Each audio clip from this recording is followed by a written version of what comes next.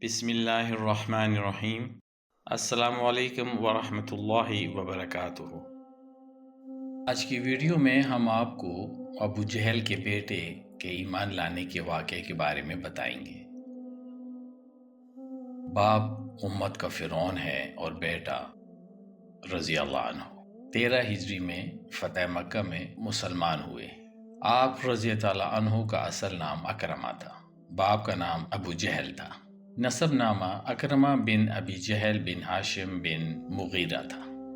حضرت اکرمہ بن ابی جہل رضی اللہ عنہ اپنی عمر کے تیسری دہائی میں تھے جب نبی رحمت صلی اللہ علیہ وسلم نے حق و ہدایت کی دعوت کا برملا اظہار کیا۔ حسب و نسب کے اعتبار سے قریش کے معزز ترین خاندان سے تعلق رکھتے تھے۔ باپ کی طرح انہوں نے بھی اسلام اور مسلمانوں کے خلاف بڑی سرگرمی کے ساتھ حصہ لیا کرتے تھے۔ دین اسلام کے سخت خلاف ہی نہیں بلکہ انہیں ان لوگوں سے بھی سخت نفرت تھی جنہوں نے اپنے والدین اور قبیلے کا کوئی خاص نہیں رکھا اور اپنے باپ دادا کے بتائے ہوئے دین کو چھوڑ کر اسلام قبول کر لیا تھا۔ سعد بن ابی وقاص اور مسعود بن عمیر رضی اللہ عنہم جو ان کے ہم عمر بھی تھے، سمجھانے کی بہت کوشش کی اور ان سے کہا کہ وہ اللہ کے رسول صلی اللہ علیہ وسلم کی بات سن لیں اور ان کے پیش کردہ دین کی جانچ پڑتال کر لیں، پھر اگر یہ دین اچھا لگے تو مسلمان ہو جانا اور اگر اچھا نہ لگے تو تمہاری مرضی۔ لیکن انہوں نے وہی بات دہرائی جو ان کے باپ نے کہی تھی کہ میں اس شخص کو ہرگز اللہ کا رسول ماننے کو تیار نہیں جس کی تعلیمات کے نتیجے میں ماں بیٹے کی، بیٹا باپ کا اور بھائی بھائی کا دشمن بن رہا ہے۔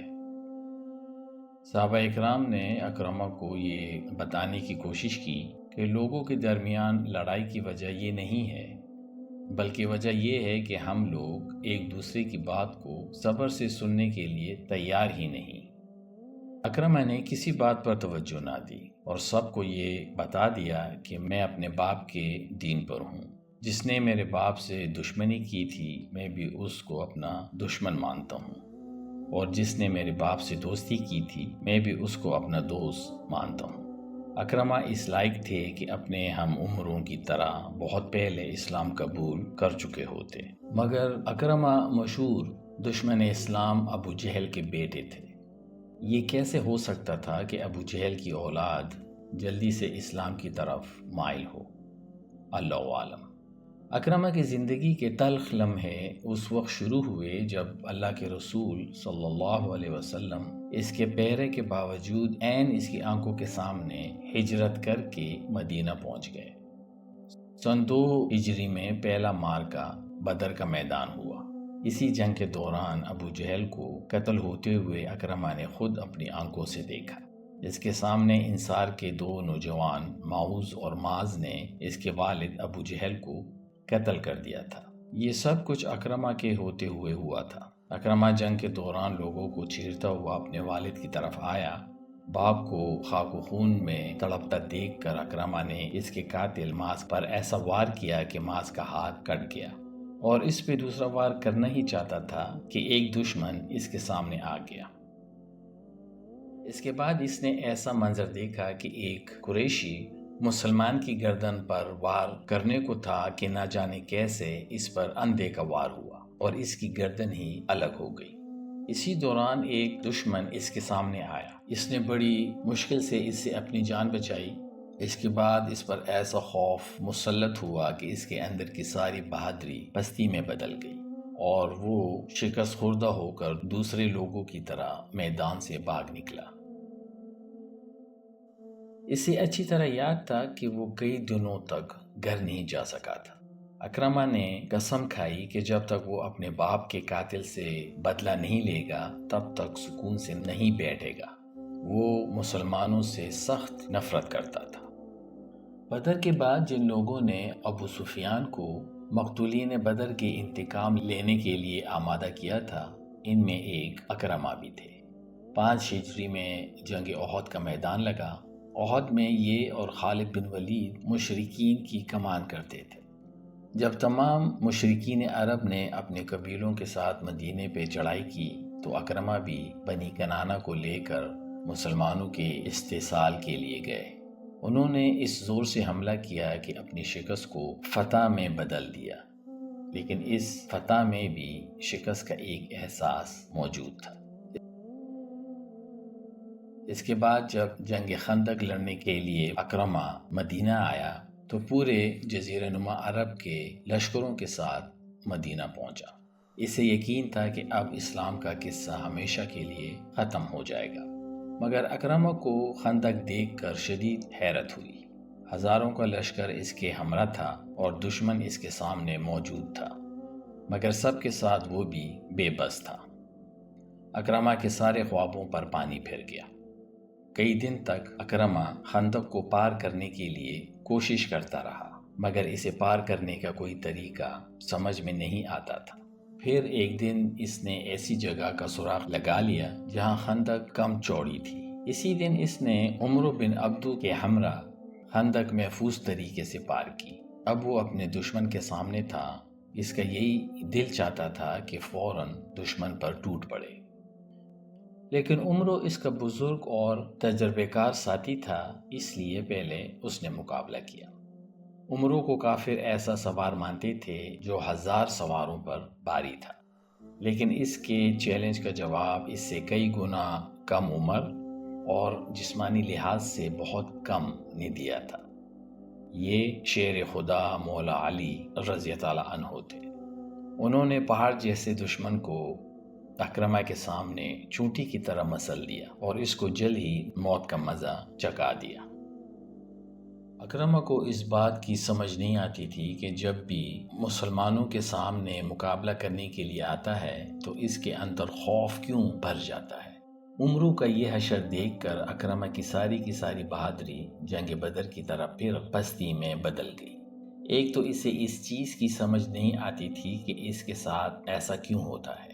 اس وقت بھی یہی ہوا تھا۔ عمرو کو خون میں لت پت دیکھ کر وہ واپس پلٹا اور اسی طرح گھوڑے کو ایڑی لگا کر خندق کو پلانگ دیا، جیسے پلانگ کر دشمن کے مقابلے پر آیا تھا۔ جب جنگ خندق میں مسلمانوں کو فتح ہوئی تو مسلمانوں کے حوصلے بڑھ گئے اور حالات اس تیزی سے بدلے کہ ان کا سردار ابو سفیان صلح حدیبیہ کو برقرار رکھنے کے لیے مدینہ آیا، مگر کسی مسلمان نے بھی اسے اہمیت نہ دی اور مسلمانوں کا یہ رویہ دیکھ کر وہ ناکام مکہ واپس لوٹا۔ فتح مکہ میں اہل مکہ نے بغیر کسی مقابلے کے سفیر ڈال دی تھی، لیکن بعضوں نے، جن میں عصبیت زیادہ تھی، مزاحمت کی۔ ان میں اکرمہ بھی تھے۔ عرض شروع سے آخر تک انہوں نے ہر موقع پر اپنی اسلام دشمنی کا پورا ثبوت دیا، مگر ایک عجیب خبر نے اسے بالکل بے بس کر دیا کہ مکہ کے سردار اور جنگ احد کا فاتح سالار ابو سفیان نے اسلام قبول کر لیا ہے، اور انہوں نے یہ اعلان بھی کیا ہے کہ جو کوئی امن چاہتا ہے اس کے گھر میں پناہ لے لے۔ یہ خبر سن کر سب کافروں کی کمر ٹوٹ چکی تھی۔ اکرمہ نے یہ سوچا کہ ہم اپنے باپ کے قاتل کو کس طرح معاف کر سکتے ہیں، اور یہ کہاں کی غیرت ہے کہ ہم اپنے باپ کے قاتل کے سامنے ہتھیار ڈال دیں۔ اکرمہ اور اس کے کچھ ہم خیال ساتھیوں نے، جن کی تعداد 17 تھی، جنگ کا ارادہ کیا اور اسی ارادے سے وہ مکے سے نکل پڑے اور ایک پہاڑی کے پیچھے جا کر بیٹھ گئے۔ جب خالد بن ولید کا 14 آدمیوں پر مشتمل لشکر وہاں سے گزرا تو اکرمہ نے سوچا کہ یہ اچھا موقع ہے، اور انہوں نے مسلمانوں کے لشکر پر حملہ کر دیا۔ مسلمانوں نے دیکھتے ہی دیکھتے اکرمہ کے 12 ساتھیوں کو موت کا مزہ چکھا دیا تھا۔ یہاں بھی اکرمہ پیر دکھا کر بھاگ نکلا۔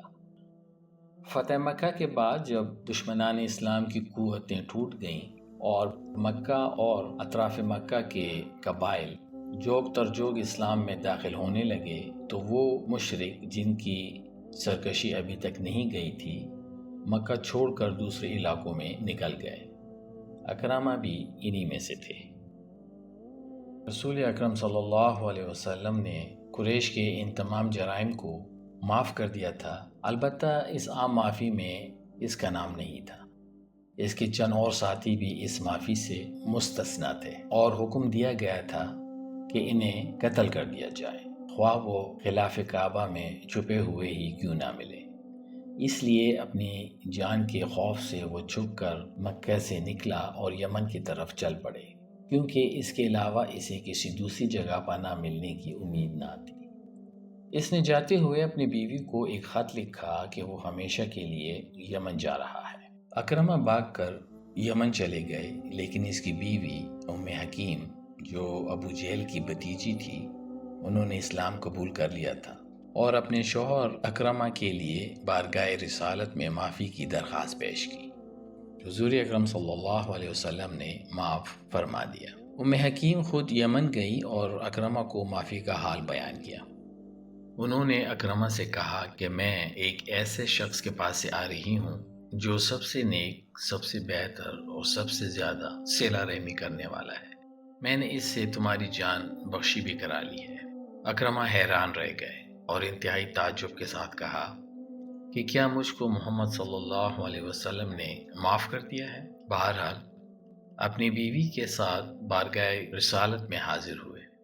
حضور اکرم صلی اللہ علیہ وسلم نے جب ان کو دیکھا تو بے حد خوش ہوئے اور اس تیزی سے ان کی طرف بڑھے کہ جس میں عطر سے چادر گر پڑی، اور ملتے ہوئے فرمایا، مرحبا مرحبا، اے ہجرت کرنے والے، اے مسافر، اے مہاجر، مرحبا۔ اکرمہ نے اپنی بیوی کی طرف اشارہ کر کے عرض کی کہ ام حکیم نے مجھے بتایا ہے کہ آپ نے مجھے امان دے دی ہے۔ حضور اکرم صلی اللہ علیہ وسلم نے جواب دیا، اس نے صحیح کہا ہے۔ انہوں نے دوبارہ سوال کیا، اے محمد صلی اللہ علیہ وسلم، آپ مجھے کس چیز کی دعوت دیتے ہیں؟ ارشاد فرمایا، میں تمہیں اس بات کی دعوت دیتا ہوں کہ تم گواہی دو کہ اللہ کے سوا کوئی دوسرا عبادت کے لائق نہیں، اور اس بات کی کہ میں محمد صلی اللہ علیہ وسلم اللہ کا بندہ اور اس کا رسول ہوں۔ اکرمہ نے فرمایا، باخدا آپ نے حق کی دعوت دی ہے اور خیر کا حکم دیا ہے۔ آپ اس دعوت سے پہلے بھی ہم میں سے سب سے سچے اور نیکوکار تھے۔ یہ کہہ کر انہوں نے بیعت کے لیے ہاتھ بڑھایا اور کلمہ شہادت پڑھ کر دائرہ اسلام میں داخل ہو گئے۔ اسلام لانے کے بعد حضرت اکرمہ رضی اللہ عنہ نے رسول اکرم صلی اللہ علیہ وسلم سے درخواست کی کہ اے اللہ کے رسول صلی اللہ علیہ وسلم، آپ کے ساتھ میں نے بہت سے مواقع پر عداوت اور دشمنی کا ثبوت دیا ہے، آپ ان گناہوں کی مغفرت کے لیے دعا فرمائیں۔ اکرمہ رضی اللہ عنہ کی درخواست پر رحمت عالمین نے دعائے مغفرت فرمائی۔ اس کے بعد اکرمہ نے عرض کی، یا رسول اللہ صلی اللہ علیہ وسلم، آپ کے علم میں جو چیز میرے لیے سب سے زیادہ بہتر اور باعث خیر ہو، اس کی تلقین فرمائیں۔ حضرت صلی اللہ علیہ وسلم نے خدا کی وحدانیت، اپنی عبدیت اور رسالت کی تعلیم دی۔ نبی اکرم صلی اللہ علیہ وسلم نے اکرمہ کی تمام گزشتہ خطاؤں سے درگزر فرمایا تھا، لیکن ایسے مشہور دشمن اسلام کے بارے میں عام مسلمانوں کی زبان رکنا مشکل تھی، لہٰذا حضرت صلی اللہ علیہ وسلم نے ایک مخصوص خطبہ ارشاد فرمایا، لوگوں، جو جہالت کے زمانے میں معزز تھا، اسلام میں بھی معزز ہے۔ کسی کافر کی وجہ سے کسی مسلمان کے دل کو دکھ نہ پہنچاؤ۔ قبول اسلام کے بعد انہوں نے حضرت صلی اللہ علیہ وسلم سے کہا تھا کہ میں جتنی لڑائیاں رائے خدا کی مخالفت میں لڑ چکا ہوں، اس سے دگنی اس کی راہ میں لڑوں گا، اور جتنی دولت اس کی مخالفت میں صرف کر چکا ہوں، اس سے دگنی اس کی راہ میں صرف کروں گا۔ اس عہد کو انہوں نے فتنہ ارتداد اور شام کی معرکہ آرائیوں میں پورا کیا۔ حضرت صلی اللہ علیہ وسلم کی حیات میں جو بھی موقع اس قسم کا پیش آیا، انہوں نے کبھی نہ چھوڑا۔ لیکن فتح مکہ کے بعد حضور اکرم صلی اللہ علیہ وسلم کی زندگی میں جہاد کے کم مواقع پیش آئے، اس لیے اکرمہ کو تلافی کا پورا موقع نہ مل سکا۔ حضرت ابو بکر صدیق رضی اللہ عنہ کے زمانے میں جب ارتداد کا فتنہ اٹھا تو اکرمہ رضی اللہ عنہ کو تمنا پوری کرنے کا موقع ملا۔ حضرت ابوبکر صدیق رضی اللہ عنہ نے ان کو اور حذیفہ رضی اللہ عنہ کو قبیلے آزاد کی سرکوبی پر مامور کر کے عمان بھیجا۔ انہوں نے اس کے سردار کو قتل کر کے بنی آزاد کو دوبارہ اسلام پر قائم کیا اور بہت سے قیدی گرفتار کر کے مدینہ لے آئے۔ آزاد کے فتنے کے بعد عمان کے دوسرے قبائل نے بھی ارتداد کی وبا پھیلی تو حضرت ابوبکر نے پھر اکرمہ کو بھیجا۔ انہوں نے ان سب کو شکست دی۔ اس سے فارغ ہوئے تھے کہ بنی مغیرہ مخالفت پر آمادہ ہو گئے۔ اکرمہ ان کی طرف بڑھے لیکن جنگ کی نوبت نہیں آئی اور بنی مغیرہ نے زکوٰۃ ادا کر دی۔ یمن کے مرتدوں کے مقابلے میں زیاد بن لبیدہ مامور ہوئے تھے۔ انہوں نے بہت سے قبائل کی سرکوبی کر کے انہیں درست کر دیا تھا، لیکن ایک مرتد اشعث بن قیس نے زیاد پر حملہ کر کے ان سے تمام نقد و جنس جو انہوں نے مرتدین سے حاصل کیے تھے اور کل مرتد قیدی چھین لیے۔ زیاد نے حضرت ابوبکر کو اس کی اطلاع کی تو حضرت ابوبکر نے اکرمہ کو بھیجا۔ انہوں نے زیاد اور ابی امیہ کے ساتھ مل کر اشعث کے سینکڑوں پیروں کو تلوار کے گھاٹ اتار دیا اور اشعث کو مجبور ہو کر اپنے قبیلے کے لیے امن طلب کرنی پڑی۔ فتنہ ارتداد کے بعد شام کی فوج کشی میں مجاہدانہ شریک ہوئے اور نہایت جان فروشی سے لڑتے رہے۔ فیل کے معرکہ میں اس بہادری اور شجاعت سے لڑے کہ دشمنوں کی صفوں میں گھستے چلے جاتے تھے۔ ایک مرتبہ لڑتے ہوئے صفوں میں گھس گئے۔ سر اور سینہ زخمیوں سے چور چور ہو گیا تھا۔ لوگوں نے کہا، اکرمہ خدا سے ڈرو اور اپنے آپ کو ہلاکت نہ کرو، ذرا نرمی سے کام لو۔ اکرمہ رضی اللہ عنہ نے جواب دیا کہ میں لات اور عزا کے لیے تو جان پر کھیلا کرتا تھا اور آج خدا اور اس کے رسول کے لیے جان بچاؤں، خدا کی قسم ایسا ہرگز نہیں ہو سکتا۔ شام کی تمام معرکہ آرائیوں میں یرموک کا معرکہ نہایت اہم شمار کیا جاتا ہے۔ دوران جنگ ایک مرتبہ رومیوں نے اتنا زبردست حملہ کیا کہ مسلمانوں کے قدم ڈگمگا گئے۔ اکرمہ رضی اللہ عنہ نے للکار کر کہا کہ ہم رسول اللہ صلی اللہ علیہ وسلم کے ساتھ کتنی لڑائیاں لڑ چکے ہیں اور آج تمہارے مقابلے میں بھاگ نکلیں گے، اور آواز دی کہ کون موت پر بیعت کرتا ہے۔ اس آواز پر 400 مسلمانوں نے اس کے ہاتھ پہ بیعت کی اور اس بہادری سے لڑے کہ 400 آدمیوں میں سے اکثروں نے جام شہادت پایا۔ اکرمہ رضی اللہ عنہ کو گزشتہ زندگی کے ہر پہلو میں اسلام دشمنی کی تلافی کی بڑی فکر تھی۔ وہ قبول اسلام کے بعد ہمتاً اس کی تلافی میں لگے رہتے تھے۔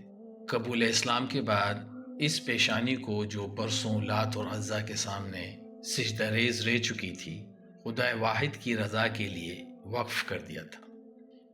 عبادت میں بڑی مشقت کرتے تھے۔ قرآن مجید کو چہرے پر رکھ کر نہایت بے قراری کے ساتھ کتاب ربی کہہ کر روتے تھے۔